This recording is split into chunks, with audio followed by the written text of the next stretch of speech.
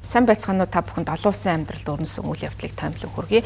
Америкийн нэгдсэн улсын Батлан хамгаалахын сайд Япон улсад айлчилсан байна. За энэ айлчлалынхаа үеэр өөрийн одоо хамтран зүтгэгч Японы Батлан хамгаалахын сайд Кен Накатанитай уулзсан. За энэ үеэрээ Америкийн нэгдсэн улсын хувьд бол Япон чухал түнш. За ялангуяа коммунист хятадыг тогтоон барихад Японтой тогтоосон холбоотны харилцаа чухал үүрэгтэй гэдгийг онцлон мэдгдсэн байна. За тэгээд Америкийн нэгдсэн улс Тайваны хоолой зэрэг энтгэн номхон далайн бүс нутагт бат бөх найдвартай торгох хүч буюу дэтэрэнсийг бий болгохын төлөө байна гэдгийг Хексэд онцлсан байна. За сүүлийн жилд бол энэ Тайваны хоолойг тойрсон нэлээд үйл явдлууд хурцдах шинжтэй байгаа. За ялангуяа Хятадын зүгээс өдөр бүр агаарын дайралт давталгааг бол хийж байгаа. За Тайваныг бол өөрийн мэдэлд нэгтгэхийн тулд хүч хэрэглэхээс буцахгүй гэдгээ бас илэрхийлсэн удаатай. За үүнтэй холбогдуулан Америкийн нэгдсэн улсын Батлан хамгаалахын сайд Пит Хексэд энэхүү мэдээллийг хийсэн байна. За өнгөрсөн жил Америкийн нэгдсэн улсын ерөнхийлөгч асан Жо Байдены цэцэг захиргаа хоёр улс хамгийн том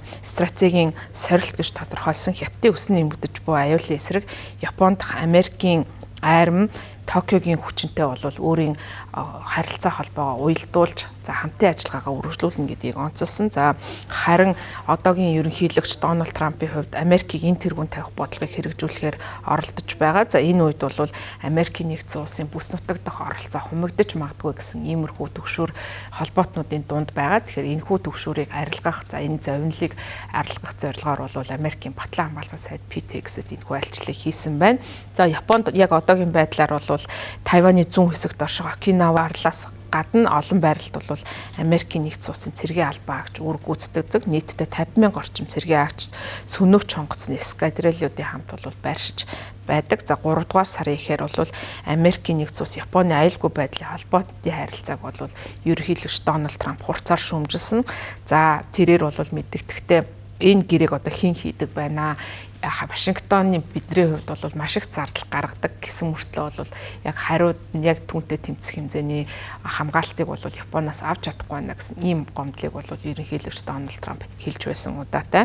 За мөн энэ удаагийн айлчлалаар Пит Хексэд өмнөх засаг захиргааны Японтой харилцаанд явуулж исэн бодлогыг бол нэлээд шүүмжилсэн байна. За Пит Хексэд хэлэхдээ Байден засаг захиргааг Америкийн хүчтэй биш мөргөлдөөн эхлэхээс өмнө сэргийлэхэд бэлэн биш ийм ойлголтыг бол олон нийтэд төрүүлсэн гэж буруушаасан байна. За тэрээр хэлэхдээ ер нь бол Вашингтоны энэхүү дэтэрэнс хүчний бодит байдал буюу саатуулахын хүч ойлголт нь бол аль аль нь бодит. За тийм учраас бол бид нар хүчрхэг холбоотны харилцаа байгуулж коммунист хятадууд зэрэг одоо зарим хүмүүсийн бодож байгаагүй энэхүү түрэмгийллийн эсрэг бол бид нар хамтран ажиллах ёстой. За тэгхийн бол эдгээр хүмүүс Америкийн нэгдсэн улс бол Япон руу дайрах тухай огтхонч толгойдоо тийм бодол үүрлэхгүй гэж онцолж байгаа. За Хексэтийн айлчлалын зэрэгцээ бол Трамп Аз намхан далай дахь Америкийн нэгдсэн улсын холбоотнуудад цэргийн зардлаа нэмэгдүүлэх Батлан хамгаалахын чадхаа сайжруулахад нь бол шахалт үзүүлж байгаа. Тэгэхээр үүнийгээ дагаад эдгээр орнуудын Батлан хамгаалах зардал нь бол нэмэгдэх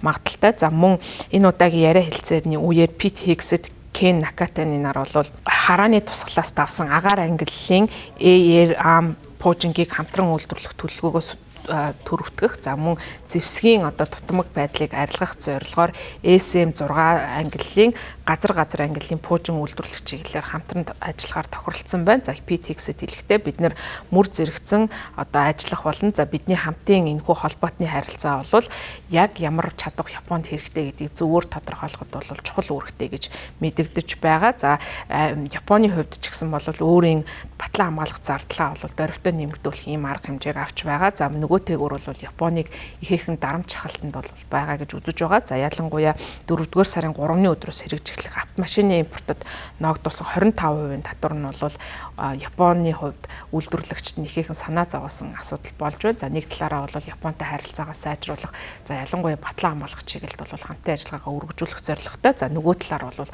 Японыг бол тарифаар далаалах бодлогоор дамжуулан Батлан хамгаалах зардлыг нэмэгдүүлэх ийм зорилгын хүрээнд бол Трампын засаг захиргаа ажиллаж байна. За нөгөөтэйгүр Трампын засаг захиргааны гол одоо стратегийн тэргүүлэх чиглэл бол Хятадтай стратегийн өрсөлдөөнд ялж гарах явдал байгаа. За үүний тулд бол Аз намхан далаадах хүчээ зудаацах, за тэр дундаа гэрээний 5 холбоотны нэг болох Японтой харилцаагаа бэхжүүлэх юм сонирхол Трампын засаг захиргаанд байгаа. За энэ хүрээндээ ч гэсэн Японыг бас анхаарч байгааг энэ удаагийн айлчлал харуулсан байна.